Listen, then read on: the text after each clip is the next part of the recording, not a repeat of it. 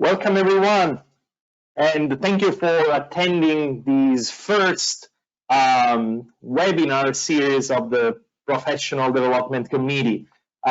Today's webinar will be presented by Dr. Nico Luco and Dr. Peter Powers from USGS, and the title, as you can see, is USGS Web Tools for Site-Specific Ground Motion Hazard Analysis.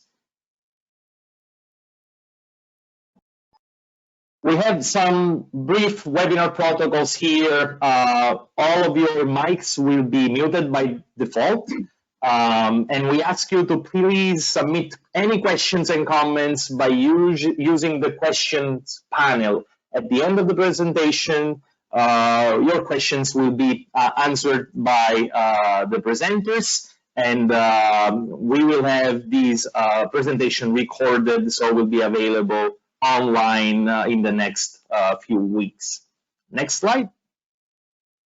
So this is the first Professional Development Committee webinar. My name is Paolo Zimmer from UCLA. I'm the co-chair of the committee with Mervyn Kowalski from North Carolina State University. This is a committee that was just started. This is our first public webinar. We are trying to organize a series of webinars and we identify topics that are relevant to the earthquake engineering community as a whole. We are planning on hosting up to 6 technical webinars each year, and we are coordinating with other committees within ERI and outside ERI, trying to provide you with the best and most timely webinars possible. This is an open committee, so please let us know if you're interested in joining, so you can bring your own opinion on what to do. We have an exceptional list of people already part of the committee, but we will be very happy to have additional members. Next slide. Today's moderator will be Dr. Jorge Meneses, who is a principal geotechnical engineer with RMA. He's been for more than 30 years active in the earthquake engineering community with project management, teaching and research in research institutions as well as in the industry. He's an absolute leader. So this introduction is just to set the stage, but I'm sure that everyone knows Jorge. He's also the president and founder of the ERI San Diego chapter, and he's a member of the ERI Board of Director and a California Seismic Safety Commissioner. So without further ado, I will pass the torch to Jorge, and he's going to be moderating today's webinar. Thank you all again for attending. Thank you, Paolo. Thank you. Hello, everybody. We are going to present this seminar, and we have 2 distinguished presenters, Dr. Nicolas Luco and Dr. Peter Powers. The idea of doing this webinar is because the 2019 California Building Code has revised the site coefficients, and as you know, these site coefficients are not that reliable as the soil class becomes looser or softer and the ground motion becomes stronger. So as a solution for this problem, to this issue, it is proposed to do site-specific ground motion for several cases with some exceptions, especially, for example, for site class D. Almost all California now requires to do a site-specific seismic hazard evaluation. We understand that a long-term solution will be introduced in the next cycle of the ASCE 7. But for now, we have to deal with this, how to do site-specific ground motions. Back in August in San Diego, we organized a 1-day short course with the same speakers of today's webinar. Was well attended, and I think Nico and Peter gained a lot of experience also. They had got some feedback from attendees, and now they are improving some things, you know, especially in terms of presentation of the tools. So using these USGS tools, the geotechnical earthquake engineering community in California can do the site-specific seismic hazard evaluation. So Nicolas Luco is a research structural engineer with the USGS in Golden, Colorado. He serves as a liaison between the USGS National Seismic Hazard Mapping Project and the American Society of Civil Engineers seismic subcommittees for the ASCE 7 and 41 standards. Before joining USGS in 2004, he was a senior analysis engineer with the catastrophe risk modeling company AIR Worldwide Corporation. He got his PhD and bachelor degrees in civil and structural engineering and Masters of Science in Statistics from Stanford, and his Masters in Civil and Structural Engineering from UC Berkeley. The other presenter is Dr. Peter Powers. Next slide, please. Peter is a research and development geophysicist at the USGS.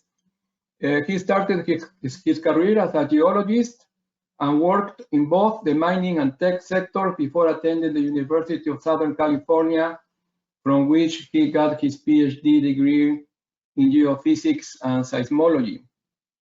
He joined USGS in 2008 as a global earthquake model GEM postdoc and developer of OpenSHA and USERV3.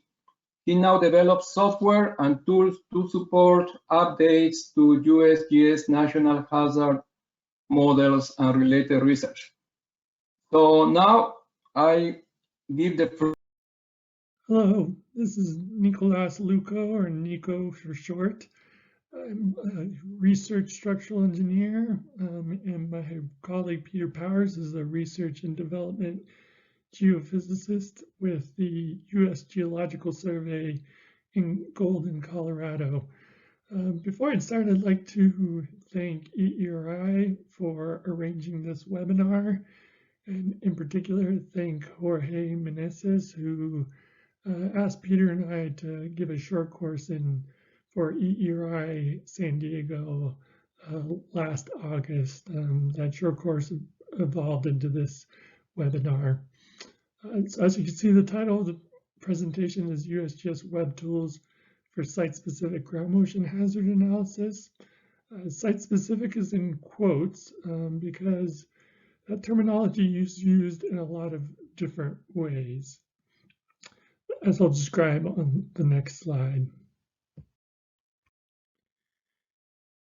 So I want to make sure it's clear what types of site-specific analyses we're covering in this webinar versus not. So let me start with what we are covering. If you're doing site-specific analysis because you're interested in specified, that is not a reference site class or a specified VS30, or if you're interested in specified or numerous spectral periods for your ground motion hazard analysis, or interested in specified basin depths, or specified rather than spatially interpolated ground motion hazardous results for your particular location. These are all things that will be covered in this webinar. Not addressed is site response analysis. So USGS really doesn't have at this time any tools for site response analysis. The other aspect we won't cover is a tool that USGS does have, NSHMP has. You see there, but we won't cover in this webinar how you could change the USGS hazard model for the nation via that software. That could be a separate webinar. So with this understanding of what types of site-specific analyses we'll be covering, let me go through an outline.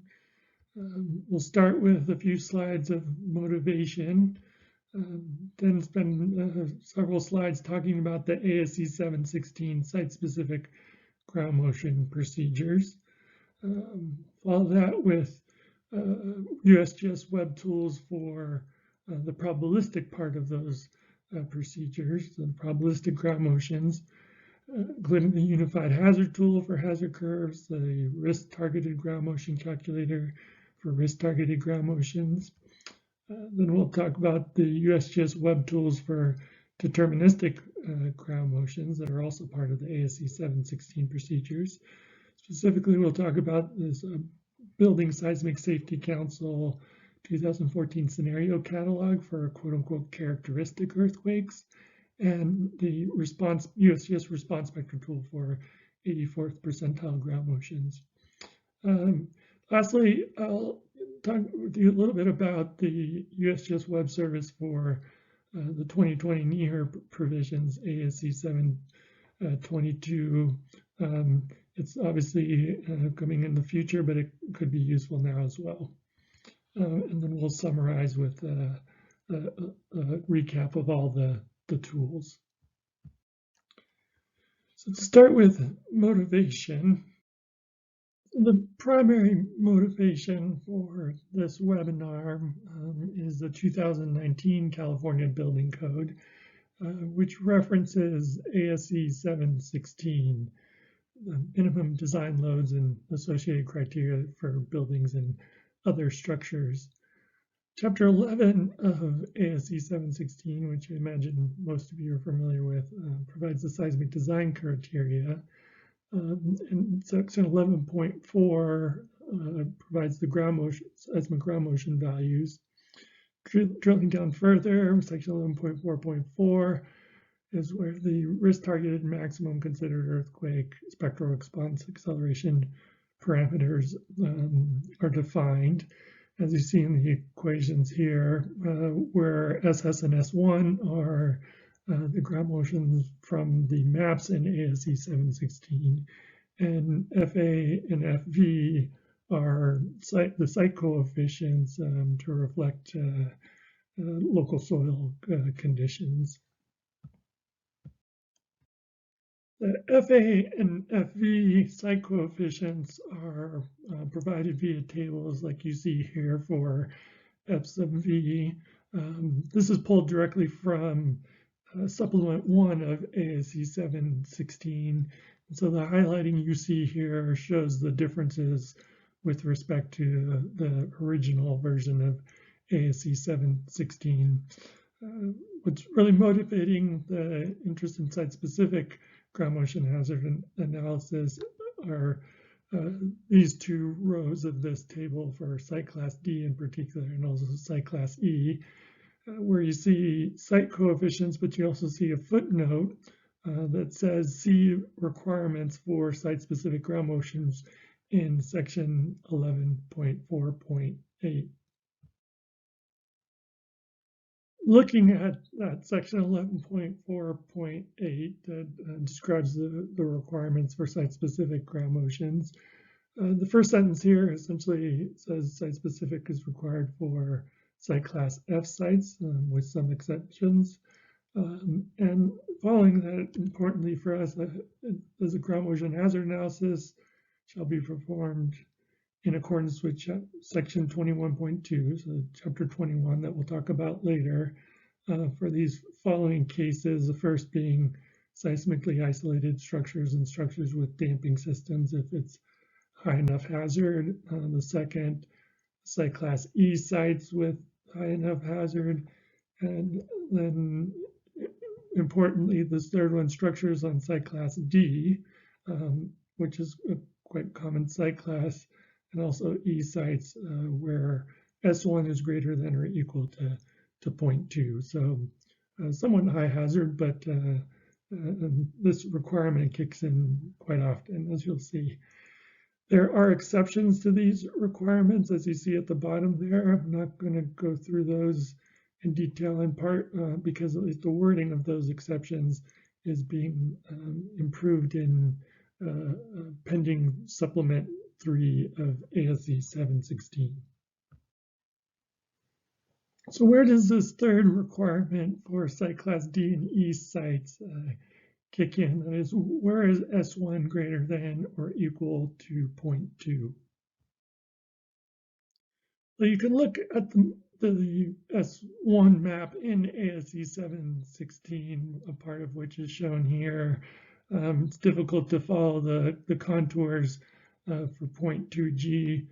So here's the map, just a simple map that shows where S1 is greater than or equal to 0.2G. So as you can see, most of California, a lot of the West Coast, but also places in Nevada, Salt Lake City area, the Madrid seismic zone, Charleston, South Carolina. So there are quite a few places where these site-specific requirements for site class D and E apply. With this motivation for USGS web tools for site-specific ground motion hazard analysis, let's talk through the ASCE 716 site-specific ground motion procedures themselves. The site-specific ground motion procedures for seismic design in ASCE 716 are in its chapter 21. The first section of that chapter covers site response analysis, but the second section talks about ground motion hazard analysis for computing these risk-targeted maximum considered earthquake, or MC sub R ground motions. Section 21.2.3 there defines MC sub R ground motions as the lesser of spectral accelerations from probabilistic ground motions and deterministic ground motions. So we'll talk through now these two different types of ground motions. I'm going to show you a lot of text because I think it's important to see the written word and these specifications. Section 21.2.1 here for the probabilistic ground motions, it talks about the ground motions being for the direction of maximum horizontal response, which will be important in later slides. It also says these ground motions are expected to achieve this 1% probability of collapse within a 50-year period. So they're the risk-targeted part of these probabilistic ground motions. So there are two methods for determining these probabilistic ground motions. The first method essentially allows the user to calculate uniform hazard spectral accelerations like 2% in 50-year ground motions, like was done before ASCE 710, and apply a risk coefficient to approximate these probabilistic risk-targeted ground motions. The approximation comes from the fact that these risk coefficients that are mapped in ASCE 716 were calculated for a reference site condition and could be different for the site conditions of interest. So this method one actually is, the plan is to remove this from ASCE 722, and that's what's being balloted now, but just in favor of method two, which tells you that the probabilistic ground motions are computed and determined from iterative integration of a site-specific hazard curve with a log normal probability density function representing the collapse fragility. So those very concise and precise wording, not particularly helpful, and so we'll talk a little bit more about this method too and the USGS tool for applying it. The deterministic ground motion part of the site-specific procedures of ASCE 716 are defined in the section 21.2.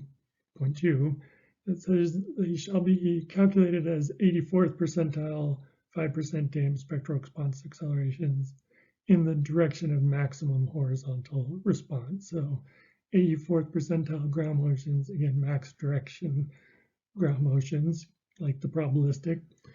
And you calculate these 84th percentile ground motions for quote unquote characteristic earthquakes on all known active faults within your region of interest. And then the largest of these 84th percentile ground motions across any of these earthquakes is what is used. The second part of these provisions says that if the largest spectral response acceleration of the deterministic response spectrum, so the peak of that spectrum, if it's less than 1.5 FA, where FA is the site coefficient from the ASCE 716 tables, then this response spectrum shall be scaled by a single factor such that the maximum response acceleration equals that 1.5 A. So this is essentially a floor on the deterministic ground motions. There's also exception in this section for the deterministic ground motions. It says that they don't need to be calculated when the peak of the probabilistic ground motion response spectrum is low enough, and low enough being less than 1.2 times that FA site coefficient. So that gives you an out for calculating deterministic ground motions if you happen to be in a low enough hazard area. Here's a flow chart of the ground motion, site-specific ground motion procedures of Chapter 21 that we just went through. And let me step through these one by one. So let's start with the first step, which is calculating the probabilistic, that is a risk-targeted response spectrum. Next, we check whether that probabilistic response spectrum is lower than 1.2 FA. And for example, if you're in a high hazard area for site class D, that value would be 1.2 G. If this probabilistic response spectrum is quote unquote low enough, then your MC sub R spectrum actually is just equal to that probabilistic spectrum. But if the probabilistic response spectrum is the peak of it is larger than that 1.2 FA, you do need to calculate deterministic 84th percentile ground motions, a response spectrum there that could potentially cap the probabilistic response spectrum. Again, the beginning of Chapter 21, the section for ground motion hazard analysis says that you take the lesser, right, of this probabilistic and deterministic response spectrum. So after you calculate the deterministic response spectrum, you look to see if its peak is below this 1.5 FA. And again, for example, if you're high hazard site class D, that would be about 1.5 G. If you're not, if the deterministic response spectrum, the peak of it is not lower, it doesn't need to be floored. And so your maximum considered earthquake, the risk targeted spectrum is just now the minimum of the probabilistic and deterministic response spectra in black here. Now, if your deterministic response spectrum is quote unquote too low, then you have to scale that deterministic response spectrum up, and then that scaled deterministic response spectrum is what is compared to the probabilistic response spectrum. And again, you take the smaller of those two to define your MC sub R ground motion spectrum. So having gone through the ASCE 716 site-specific ground motion procedures, now we'll turn to talking about the USGS web tools. First, for the probabilistic ground motions that are specified in those Chapter 21 procedures. Later, we'll do the deterministic part. Chapter 21 actually allows you to do your own probabilistic seismic hazard analysis. The tools you'll see here are not redoing your own PSHA, but rather making use of most recent PSHA results from the USGS via these various tools.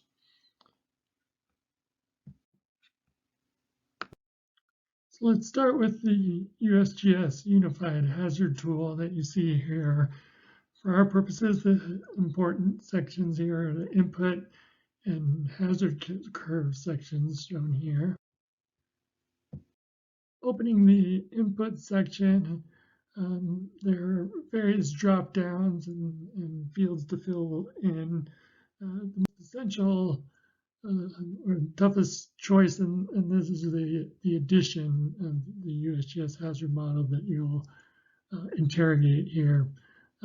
Currently, the most recent version is shown here, the Coterminous US 2014 version, and specifically its dynamic version, meaning this tool will then be doing probabilistic seismic hazard calculations on the fly.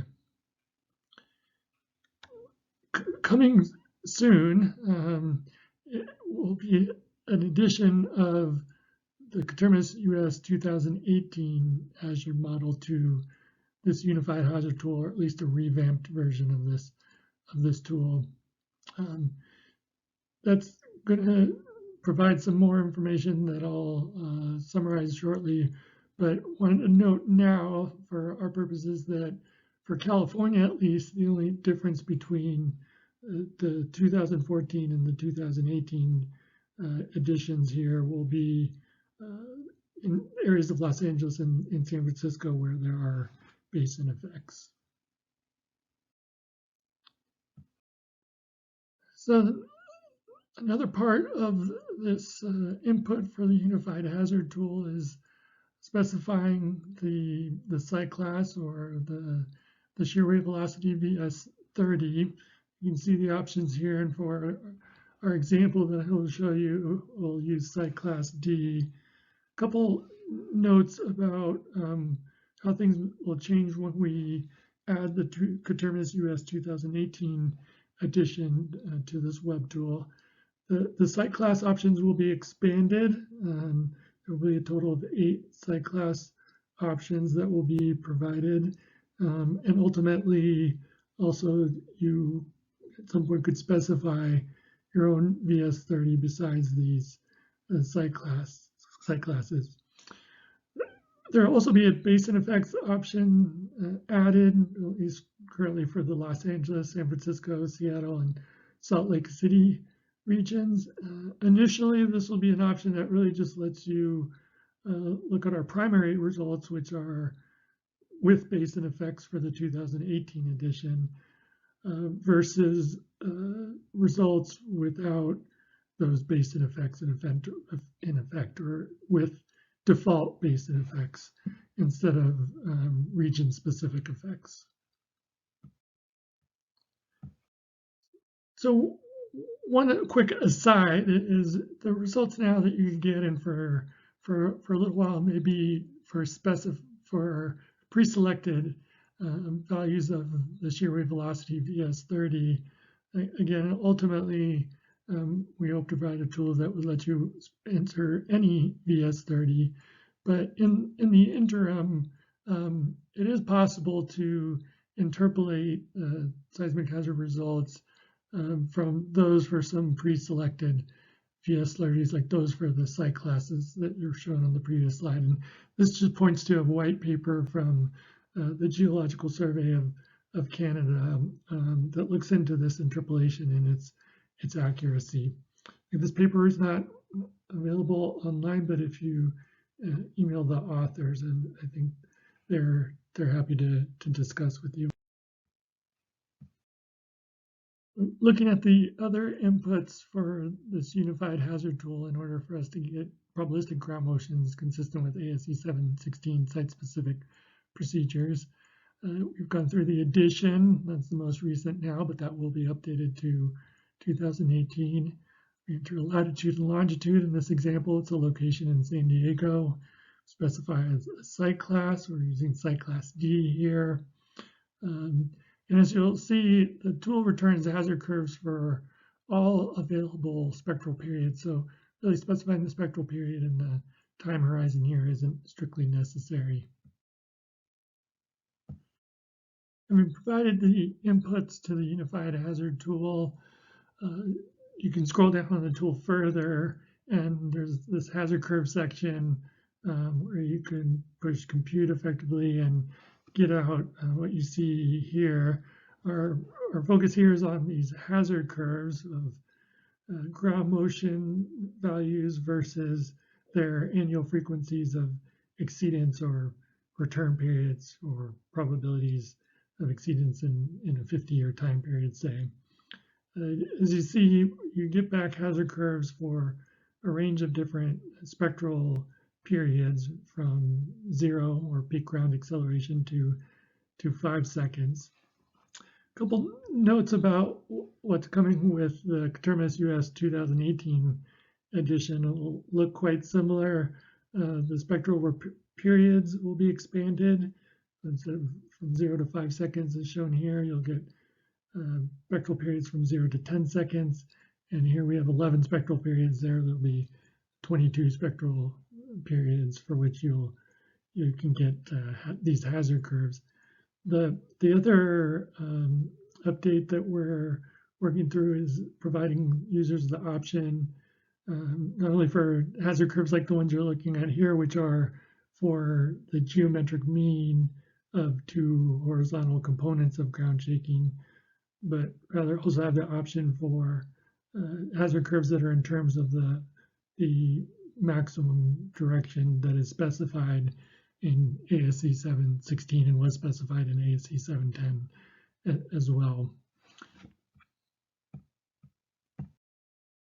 Regarding scale factors, to go from geometric mean hazard curves to max direction hazard curves, ASCE 716 and Chapter 21 does provide, as you're seeing here, such scale factors, but it also mentions that if you can show that other scale factors more closely represent the maximum response, the maximum direction ground motions, that those can be used instead. One alternative there is actually what's going to be in the NEHRP 2020 provisions, and is already a resource paper in the 2015 NEHRP provisions, is shown here on the right. So same section in Chapter 21, but with updated maximum direction scale factors that are based on research from Shahi and Baker at Stanford and others. So these scale factors are what I'll be using in the example for San Diego that we're working through. And we can get scale factors at other periods than shown here by linear interpolation as shown there on the bottom right. With the unified hazard tool, we've gotten hazard curves that we then can scale by the max direction scale factors on the previous slide. But the next step from the ASCE 716 Chapter 21 site-specific ground motion hazard analysis procedure is to turn those hazard curves into risk-targeted ground motions via an iterative integration with in effect a fragility curve. So that's what this tool here does, the risk-targeted ground motion calculator. It's pretty simple. The input is a hazard curve. On the left there, you see spectral response acceleration values, or the x values of those such a hazard curve, and annual frequency of exceedance values, the y values of such a hazard curve. Pressing compute risk-targeted ground motion there in the bottom, you get back the risk-targeted ground motion shown in the yellow there. Now this is just a pre-populated example of what this risk-targeted ground motion calculator can do. In addition to the simple input and output, the risk-targeted ground motion calculator also provides some figures like these. The figure on top just shows the hazard curve that was input. The next figure down shows the fragility curves, which are iteratively generated because they depend on the final risk-targeted ground motion value. And other plots are shown by this tool that show you more of the calculation, the iterative calculation of the risk-targeted ground motion. While this risk-targeted ground motion calculator operates on one hazard curve at a time, a future goal of the USGS is to tie this calculator together with the unified hazard tool so that you can calculate risk-targeted ground motions for the full suite of hazard curves corresponding to different spectral periods. Tying together the unified hazard tool and the risk-targeted ground motion calculator can actually already been done with web services that are behind each of these web tools. This here shows MATLAB code that does just that. The first part of this MATLAB code uses this programmatic web service behind the unified hazard tool to get all the hazard curves for our San Diego location of interest and our site class D VS30. The second part of this MATLAB code just scales those hazard curves from the unified hazard tool from geometric mean to max direction ground motions. And the third part of this MATLAB code uses a web service, again, programmatic web service behind the risk-targeted ground motion calculator to, for each of the hazard curves for different spectral periods, compute the risk-targeted ground motions in the loop that you see at the bottom of this slide.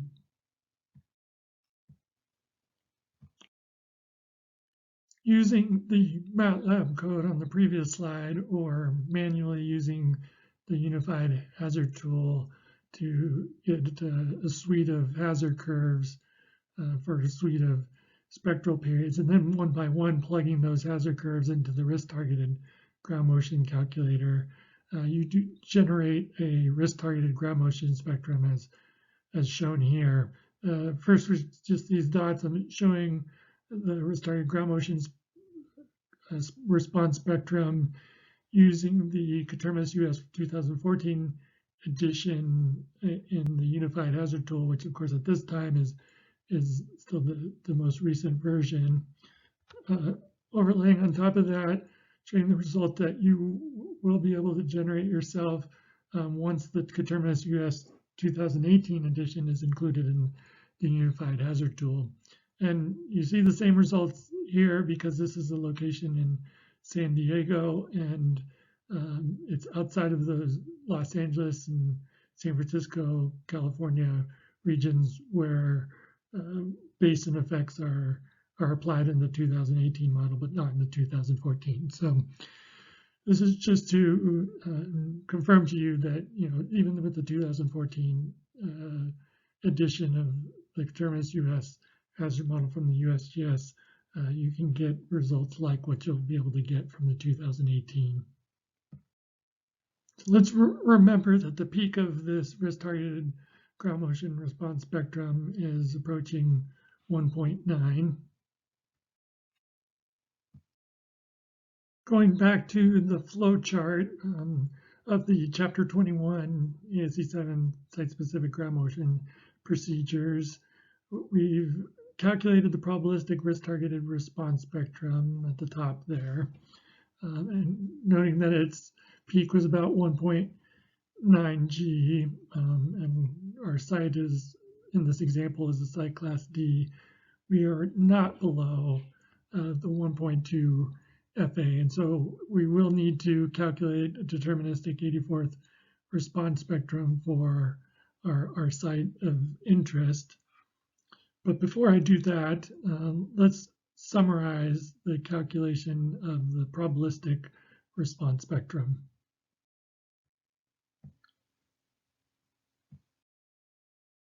To summarize the steps for calculating probabilistic ground motions following ASCE 7's site-specific ground motion procedures and using USGS hazard tools, there are 3 steps. First is to get hazard curves for your site class or VS30 of interest, and for all of the available spectral periods from the Unified Hazard Tool. The second step is to scale the ground motions of these hazard curves by period-dependent maximum direction scale factors.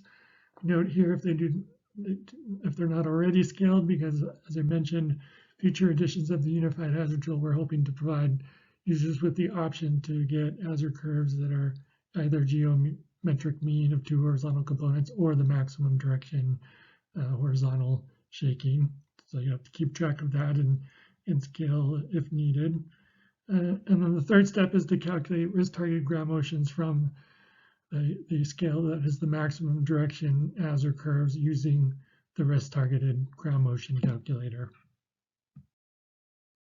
Back to our outline, now that we've computed the probabilistic ground motions and determined that risk-targeted ground motion spectrum is high enough that we need to calculate deterministic ground motions, we'll do that step next. And just in summary, there are 2 USGS web tools that we'll work through here.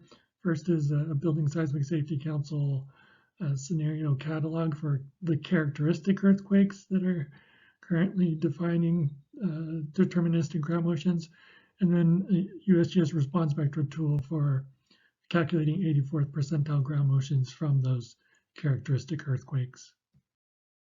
Before getting into those 2 additional USGS web tools for calculating deterministic ground motions, I'm going to go back to the Unified Hazard Tool for a moment, because there is another part of that, the deaggregation part of this Unified Hazard Tool, that can be useful even in calculating deterministic ground motions.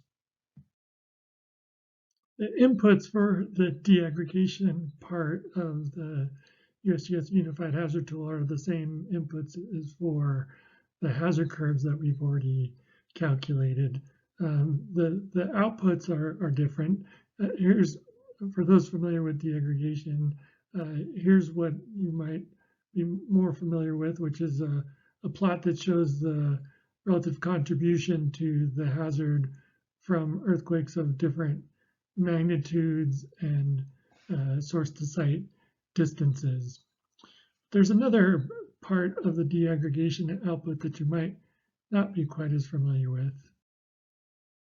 Scrolling down the deaggregation output, you'll reach this deaggregation contributor section, which provides the contribution to the total hazard from different fault sources. A lot of details in this right now that will be reformulated in the next versions of the Unified Hazard Tool, but let's focus here on the red box here, which shows that for our San Diego site of interest in this example, that the Rose Canyon fault is dominating the hazard. There are also Oceanside and Coronado Bank faults that are in the region as well. And then you see R there is the closest distance to these faults. So for Rose Canyon, those are different segments there. Closest distance is 1.41.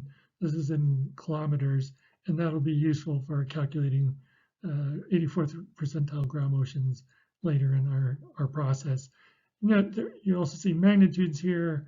The ASCE 722, what's being proposed there is to use magnitudes from deaggregation of the hazard, but until the details of those types of deaggregations are within this Unified Hazard Tool, we'll move forward using the Building Seismic Safety Council scenario catalog that I've already mentioned. Here's the web page for the BSSE scenario catalog. This is a catalog of characteristic earthquakes that were used for the deterministic ground motions of the 2015 year provisions, and hence also for ASCE 716. The probabilistic ground motions in the maps of ASCE 716 were actually developed using a more recent version of the Uniform California Earthquake Rupture Forecast, USERV 3, which didn't follow the model of characteristic earthquakes. It allowed for earthquake ruptures that only rupture parts of segments of faults in several segments at the same time. So there was a challenge in developing the characteristic earthquakes for the ASCE 716 deterministic ground motions that was met by coming up with this set of characteristic earthquakes that's cataloged here. This webpage was developed by Eric Thompson, who is using these characteristic earthquakes actually just to provide scenario information, not for design purposes, but for other purposes. So the ground motion maps they provide will be in terms of things like modified Mercalli intensity. But at the lower right part of this, if we could scroll down, we would see a whole long list of hundreds of characteristic earthquakes that again were used for the deterministic ground motions part of the ASCE 716 ground motion maps. And then you can see here that there will also be able to look at a map of all these characteristic earthquakes. Here's the map view of the hundreds of characteristic earthquakes that were used for the deterministic ground motion part of the ASCE 716 ground motion maps. Zooming into the San Diego region, we can find the Rose Canyon Fault as well as the Oceanside and Coronado Bank, but focusing on the Rose Canyon Fault for now, we can also get from this map the characteristic magnitude, a 7 for Rose Canyon. So we've got the distance about 1.4 kilometers from our San Diego site of interest to Rose Canyon from the deaggregation through the Unified Hazard Tool. And now we have the magnitude of that Rose Canyon characteristic rupture. The earthquake magnitude and distance are the primary parameters that are needed to calculate the 84th percentile spectral accelerations that we're working towards. But anyone who's used a ground motion model to do such calculations knows that there are other parameters besides magnitude and distance that are required as input. Unfortunately, these other parameters are a bit more difficult to get at this stage. But here I'm showing the GitHub repository behind the BSSE 2014 scenario catalog that does have files shown here. That USERV3 file is the file for California, and it lists more details about each of the characteristic earthquakes, for example, the Rose Canyon characteristic earthquake. And it gives you enough details so that you can also determine the other parameters you need to plug into a ground motion model like rake, z-top, or z-tor, dip, width, and also you can calculate from these fault details in these files distance to your site. That's just a calculation that's done in the deaggregation tool of the Unified Hazard Tool, and that's why I got it there. With the earthquake magnitude and distance and other parameters, now we're ready to calculate the 84th percentile spectral accelerations. You can use this USGS response spectra tool for that purpose. Some of you may be familiar with the NGA West spreadsheets that will do calculations for the NGA West ground motion models. This is in concept similar. This USGS tool includes ground motion all the ground motion models that are used in the USGS hazard modeling, including ground motion models for the central and eastern US in addition to the west. So this tool allows you to select ground motion models of interest and then specify things like magnitude and these other parameters. Specifically for our San Diego example and the Rose Canyon characteristic earthquakes, here we can select ground motion models. These are NGA West 2 ground motion models that were used for the 2018 USGS National Seismic Hazard Model. You'll see in the left there, above that, you could select what was used for the 2014 USGS hazard models. it's the same NGA West 2 ground motion models, although there's one that was dropped for 2018.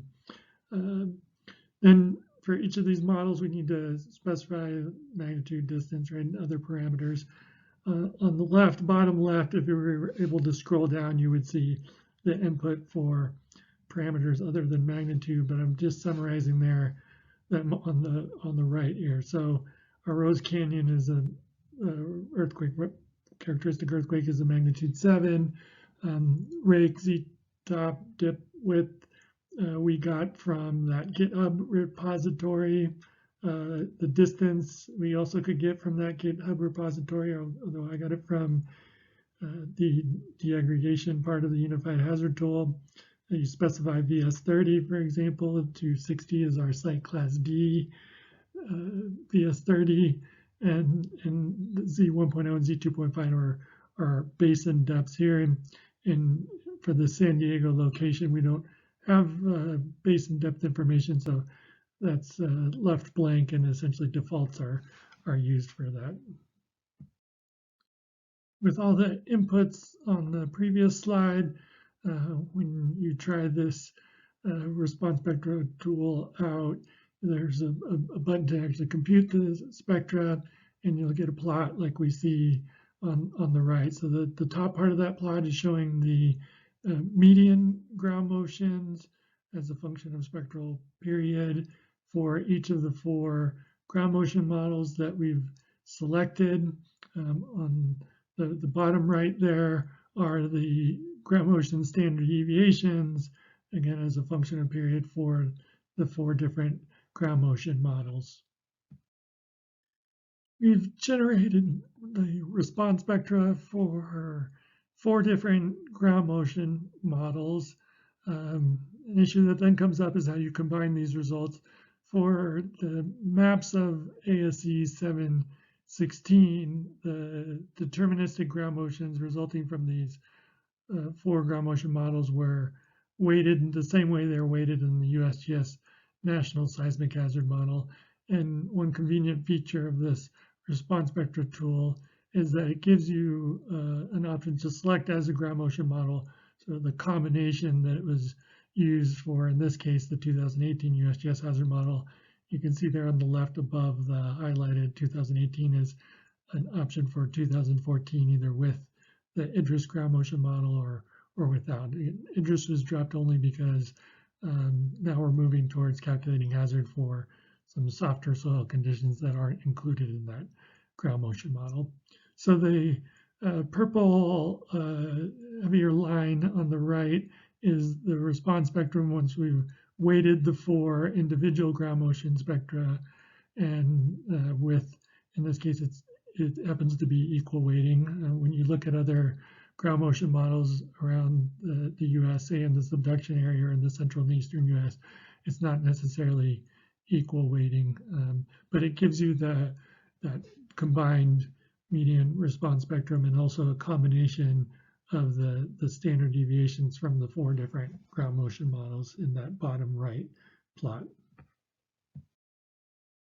In addition to the deterministic response spectra plots, this tool also allows you to access the data behind those plots. So you're seeing that on the right here, and pretty small for most of you. That's then data that you can port over. But a first step is that they are giving the logarithmic means and the median ground motions, also the logarithmic sigmas or standard deviations. And of course, what we're interested in to follow the ASCE 7 site-specific ground motion procedure is calculating 84th percentile ground motions. That's a simple combination of what's reported by this tool.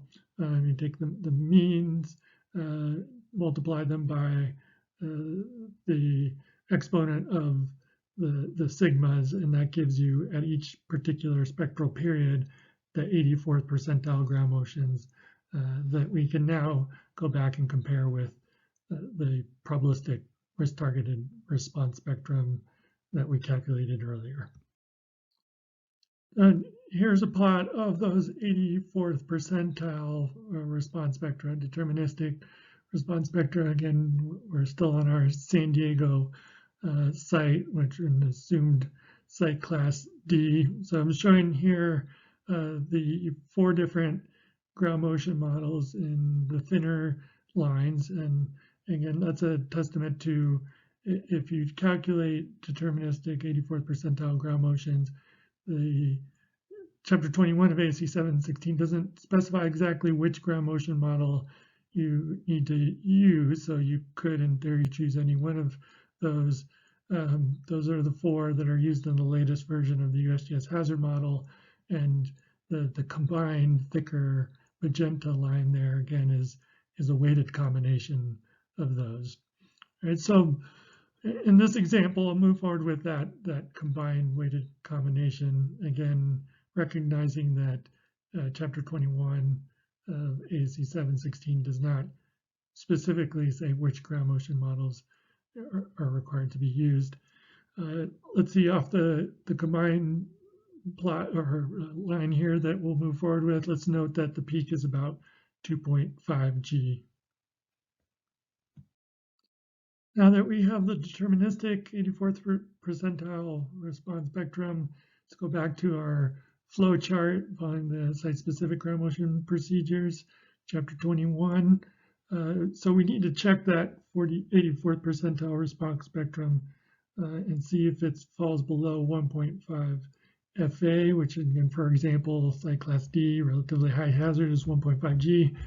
In the previous slide, we saw that the peak was about 2.5 G, so no, our deterministic spectrum is not below that level, and that means that the MC sub R final ground motion spectrum would be taken as the minimum of the probabilistic and deterministic response spectra shown in black on this flow chart. Before we take the minimum of the deterministic and probabilistic spectra that we've generated using the USGS tools, let me summarize the steps for the deterministic ground motions, that part alone.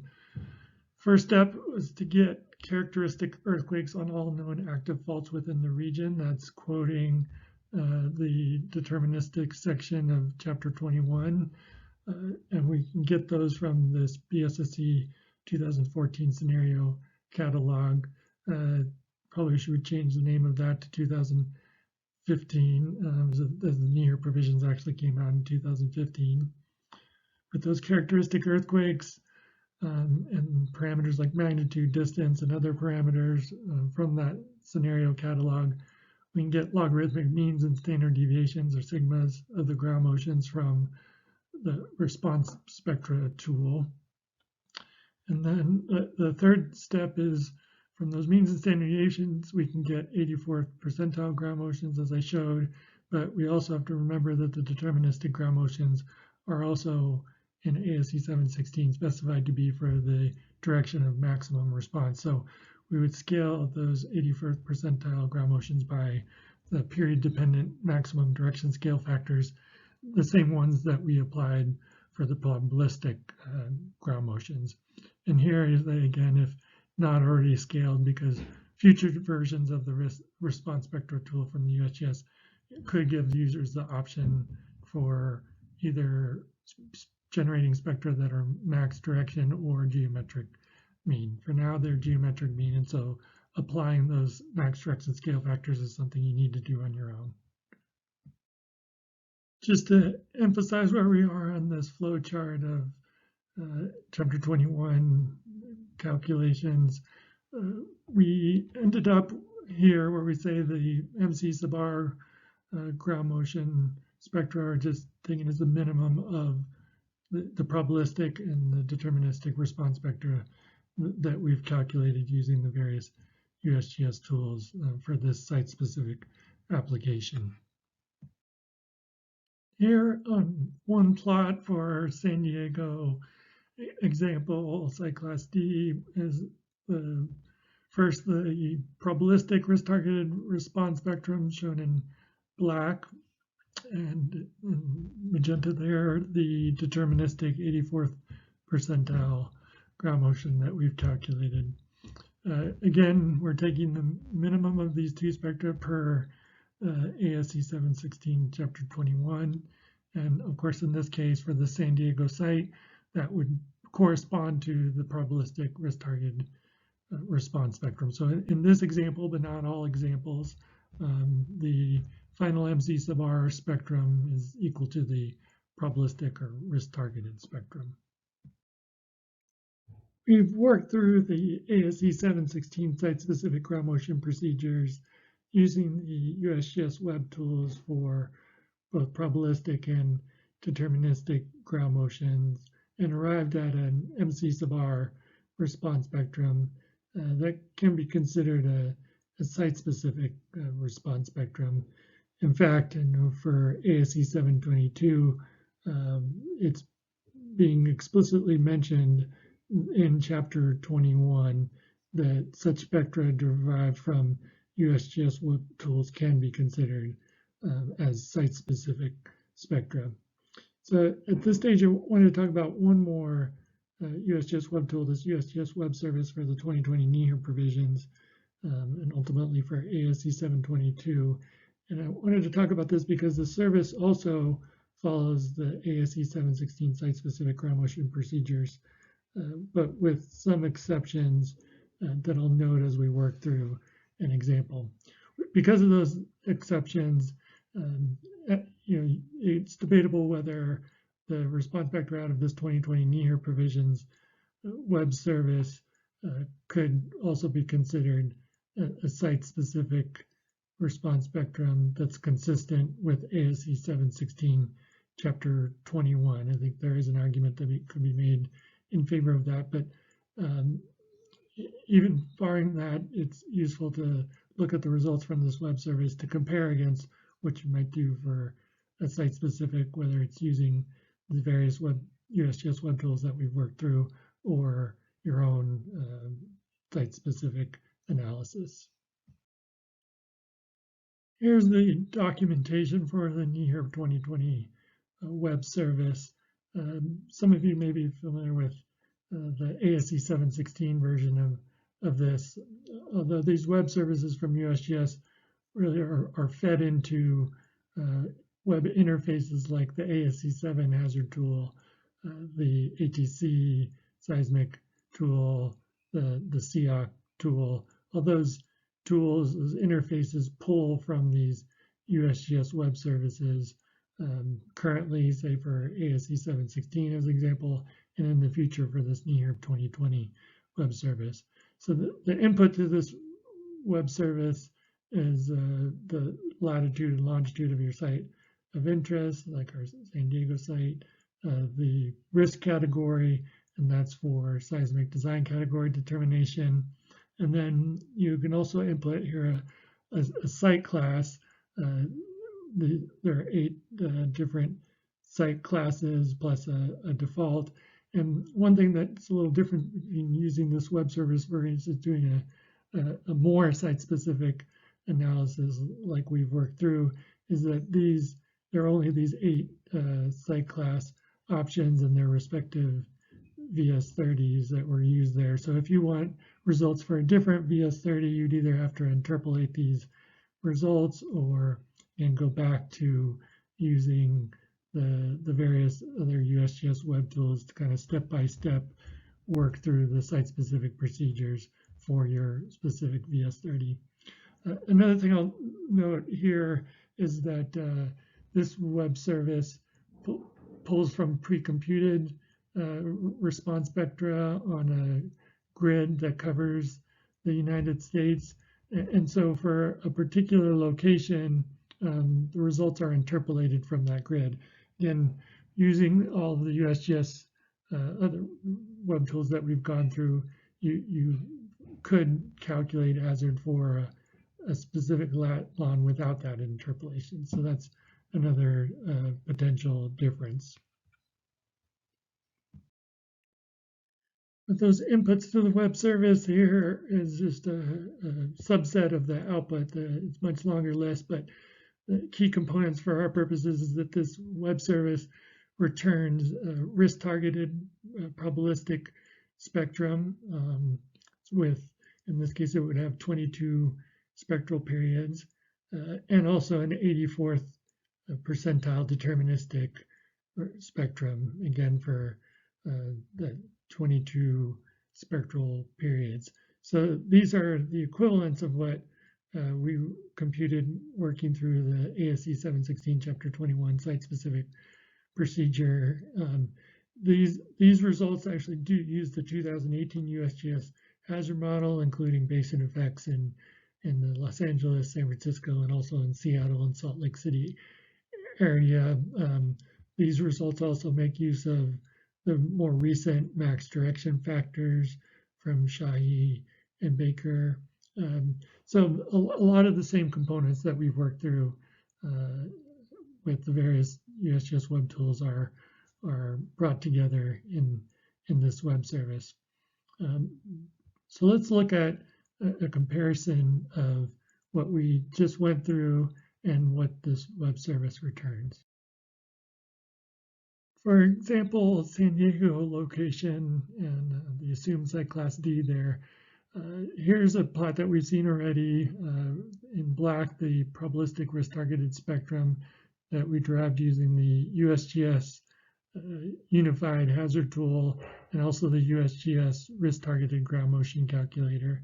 And then in magenta is the deterministic 84th percentile ground motion that we derive by getting characteristic earthquakes from the USGS webpage for the BSSE scenario catalog and also the USGS response spectrum tool.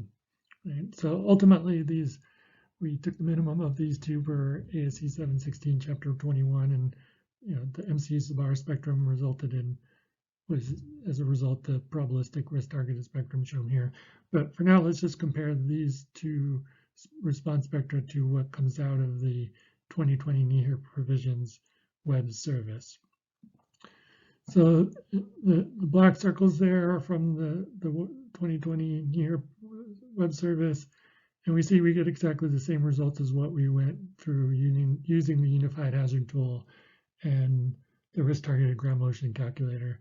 And that's because the procedures of ASCE 716 for the probabilistic ground motions are the same as those in the NEHR 2020 provisions and are being proposed to be the same for ASCE 722. In both cases, for the probabilistic, we use the USGS 2018 National Seismic Hazard Model as the underlying hazard information.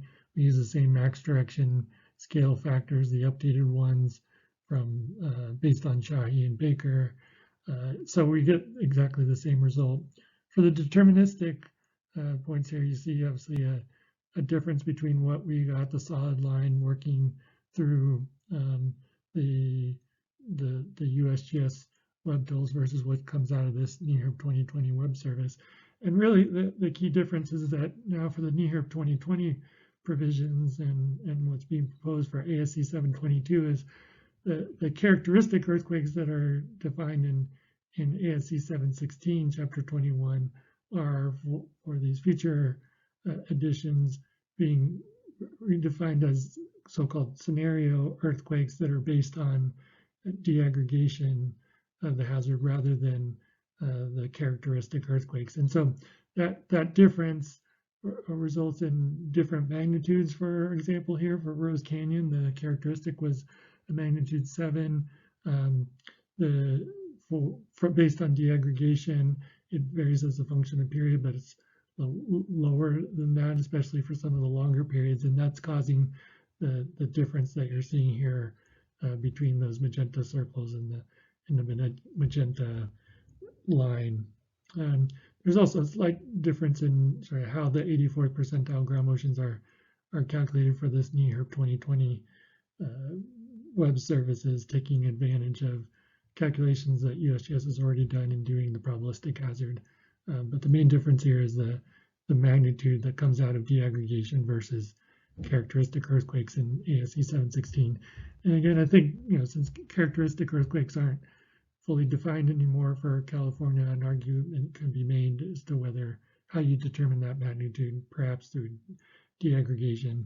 But even without that, as you see, this serves as a comparison to what we got out of following the site-specific procedures using the 4 different USGS web tools, and provides a check of that information. We've made it to the summary. So now I'll just recap this suite of USGS web tools that are useful for site-specific ground motion procedures of ASCE 716, and also provide the web links to each of those. I know they may have been hard to see on each of the slides we've already seen. To recap, for the probabilistic ground motions that are specified in Chapter 21 of ASCE 7, one can use the Unified Hazard Tool to get hazard curves, and then the risk-targeted ground motion calculator to calculate risk-targeted ground motions from the hazard curves. A couple notes here. The Unified Hazard Tool right now gives you hazard curves for the 2014 USGS hazard model, which is what was used for ASCE 716, but you soon will also be able to get hazard curves for the 2018 USGS hazard model. Another note is that the Unified Hazard Tool at this stage returns hazard curves that are for the geometric mean of 2 horizontal components rather than the max direction horizontally. So you have to apply max direction scale factors before plugging into the risk-targeted ground motion calculator. And ultimately, we hope to add that option for max direction ground motions to the Unified Hazard Tool, and even connect these tools directly to make it easier on the user. The risk-targeted ground motion calculator right now, you have to use it at 1 hazard curve at a time. So for each spectral period of your response spectrum, for example. But there is a web service behind that calculator and all these tools that allows you to automate that procedure programmatically using MATLAB or potentially even Excel. For the deterministic ground motion specified in Chapter 21 of ASCE 716, there's other 2 web tools, USGS, that can be helpful. The first is the PSSE scenario catalog for characteristic earthquakes in your region of interest, and then the response spectra tool for 84th percentile ground motion calculations. And at this stage, it's a little more difficult to run through these deterministic calculations, but the scenario catalog does provide characteristic earthquakes, magnitudes, getting distances, and other parameters that are used for the ground motion calculation is a bit more challenging, but the information is there. And then the response spectra tool is akin to the NGOS spreadsheet that allows you to input magnitude and distance and the other parameters and get back mean and standard deviations of ground motions that then you can easily calculate 84th percentile ground motions from. So these 4 tools can be used to follow the Chapter 21 site-specific ground motion analysis procedure of ASCE 716. And then this last web service is something you can compare against, potentially use as your site-specific response spectrum. It's the web service for the 2020 NEAR provisions and ultimately for ASCE 722. We hope this webinar was helpful. We recognize that at this point in time, following the ASCE 7 procedures for site-specific ground motion hazard analysis involves several of our tools and several steps. So we welcome your questions. Here are our email addresses, and we'd also appreciate your feedback on the tools as we further develop them and improve them. Thank you. Thank you, sir. Okay. Advancing. Thank you, Nico. Thank you, Nico, very much. Thank you for this presentation. There are a lot of questions here. I'm going to pick just some of them. Some questions that we have received. I think that we apologize for the audio issues. We are going to improve those issues. I mean, try to resolve those issues for the next webinar. But in the remaining of the time, maybe we have only time for a few questions. So one of the questions, Nico, is if basing effects are considered in these tools for the calculation of the spectra. Yeah, so I'll start there and then turn over to Peter too. So the Bayesian effects for 4 regions, San Francisco, Los Angeles, Seattle, and Salt Lake City, will be included in results that you can get when we have the 2018 USGS hazard model in the Unified Hazard Tool. At this time, we have a web service for that that's being reviewed. Once that's public, you'll be able to get the results with Bayesian effects. And our idea is that we may also provide the option where you can turn off Bayesian effects so you can see the impact of that. Anything you want to add, Peter? Just to reiterate that it's specific to those 4 regions, and it's the first time that we've included regional or site or data relative to a site in the actual National Seismic Hazard Model. And we'll provide documentation on how to use our tools, and we'll update our tools to allow you to input custom basin values if that's something people are interested in. Okay, there is one question here, particularly on slide 21. Slide 21.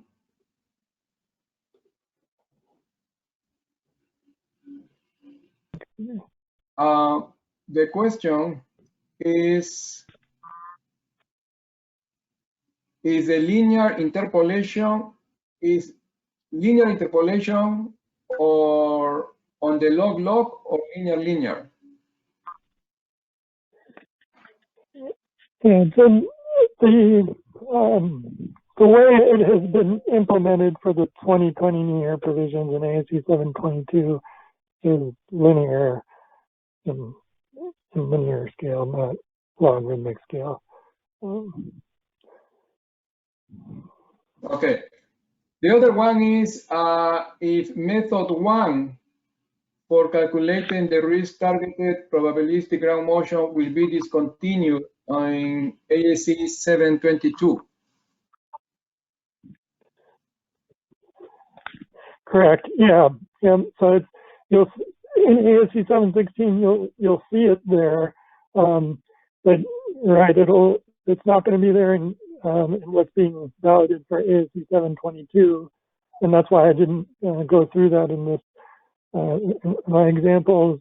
And the reason for that is, again, method 1, the risk coefficients here in ASCE 716 come from using hazard for the reference site class, and so it would be somewhat different than what the coefficients effectively you get out of hazard for a specific site class or VS30. And so method 2 allows you to capture that site class or VS30 effect. Method 1 doesn't, and that's why it's being removed. I also just added, it was there in the first place, it was there in ASCE 710, only because there was some concern that back then that if we only had method 2, engineers would have a hard time applying this, and so method 1 was included as a simpler approach. The method 2 was preferred, and I think over time now people have gotten used to method 2. Okay, so this is for Peter. For near fault sites, do spectral accelerations calculated by the unified the hazard tools incorporate directivity factors?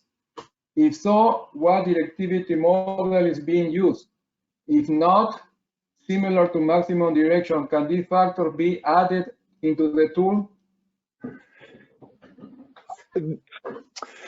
In reading this question, I have two possible responses. If the question is about directivity effects in the models, those are not incorporated into the National Seismic Hazard Model, nor are they sort of possible to compute or can be considered in the ground motion models that the National Seismic Hazard uses.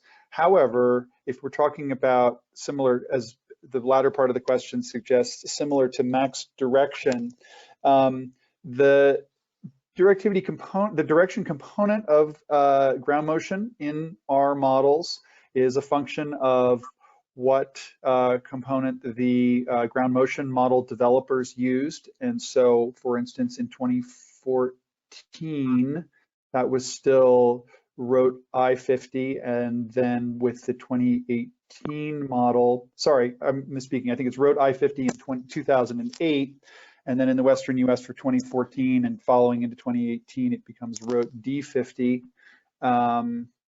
And there are also, though, the then conversions to max direction that Nico went over, and it is our plan in the very near term, both for delivery of pre-computed static hazard curves and dynamically computed ones, to provide a checkbox to do that scaling within the different tools that we provide. One of our goals is to allow the different portions of this computational pipeline to be easily chained together, in as much as someone would be able to go and get the pre-computed hazard curves, do the correct conversions, pass that data off to the risk-targeted ground motion services or applications, and ultimately compute design ground motions with all of the custom information that a user might have for a specific site. So custom DS30, if that's of interest. I think that answers the question. It was a bit broad the way I read it. Okay, this is a question for also for you, Peter. When presenting the deterministic calculation, there was a mention of the, well, maybe this is for Nico. There was a mention of lower limit deterministic spectrum. Can you please clarify? Yeah, okay. So in ASCE, let me just refer to a particular slide and then I'll discuss that. So I think slide 11 has that information on it. So ASCE 716 before supplement 1 actually had a deterministic lower limit that was tied to 0.2 second and 1 second values of 1.5 G and 0.60 respectively, and kind of our standard, spectral shape, flat top spectral shape. It had a deterministic lower limit that was defined by that.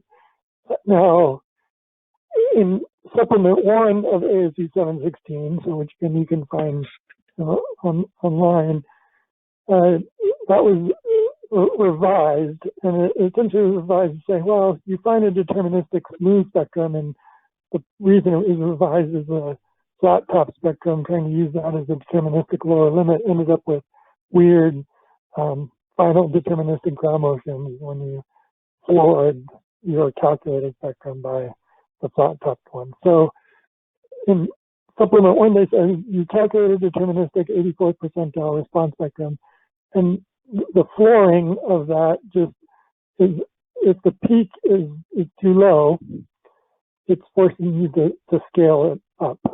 And it gives you the values, they're grayed out here, but essentially if the peak is below 1.5 FA, and for our example, FA was 1, then you have to scale up your 84th percentile ground motion to that. And so that acts as a floor, essentially. So you don't get deterministic ground motions that are very, very low. So yeah, supplement 1, yeah, definitely place to look for that. And it's changed a little bit in ASCE 722 there, but that's still being validated, and there's still some new ideas that are coming up there. So we'll see exactly what happens with the deterministic lower limit to deterministic ground motions. Okay, another question is that if there is any plan for a tool for vertical ground motions. Yes. Go ahead, Peter. No, it's on our list, which is a long list, but it's got a number of items on there that are of interest more broadly within the engineering community. Other things that we are considering are being able to provide maps of peak ground velocity.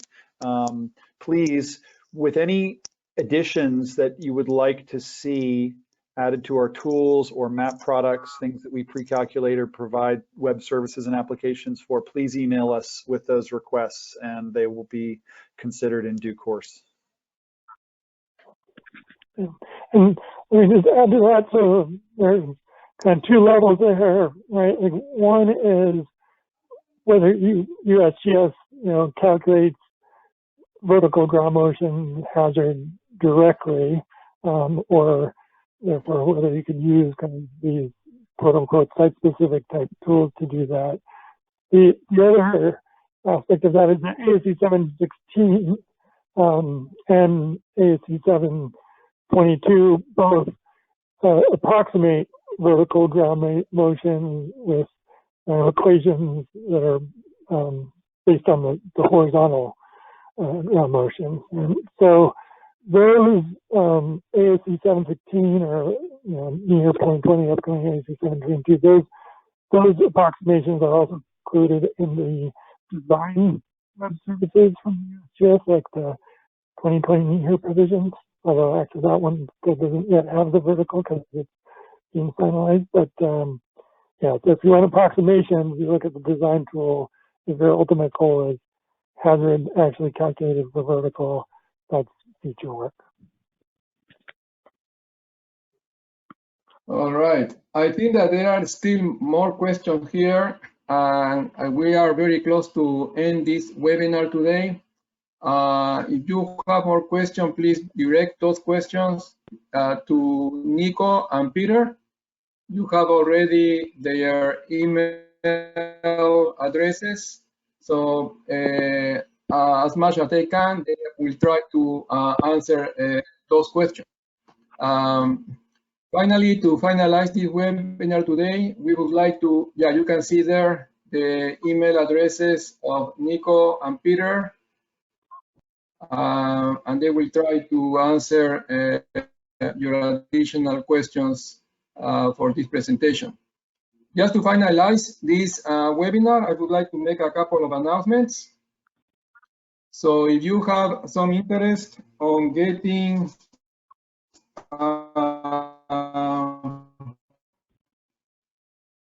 the next webinar,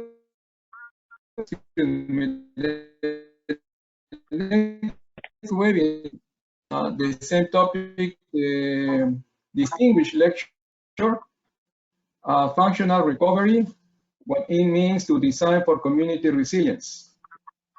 So this will be on April 29th at 11 a.m. Pacific time. You are going to receive an invitation if you are interested also to participate to attend this webinar on April 29th, which is also Wednesday. So within three weeks.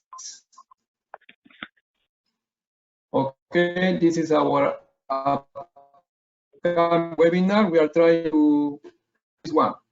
And the other announcement is about if you have any interest on PDH information, they will be provided in a follow-up email. Please also, we will appreciate if you have any feedback. There is a survey, a post-webinar survey. Please join ERI if you are not a member and you are interested to enjoy all the benefits of being a member of ERI. Also, in the in our electronic newsletter, The Pulse, you are going to see an announcement for the upcoming webinars. Finally, we would like to acknowledge and appreciate the support from FEMA and the U.S. Department of Homeland Security for making possible these webinars. And I think this is it for now. And thank you very much for your attendance, and see you on April 29th for our next webinar. Thank you.